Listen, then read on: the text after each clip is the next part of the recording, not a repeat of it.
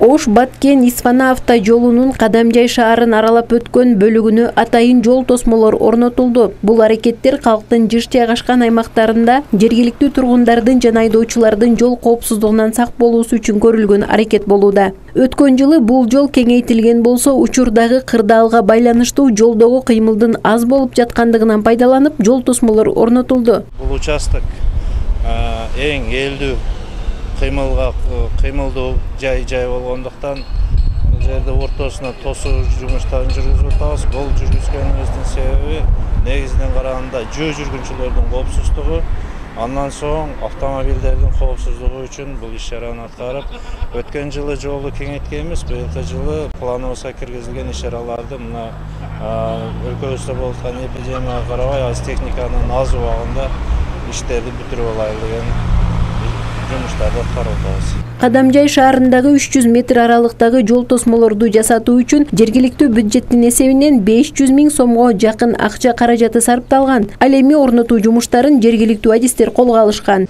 Мына тосмолорду жасатканга гана, жасап бергенге гана биз өзүбүздөн берилген бюджеттен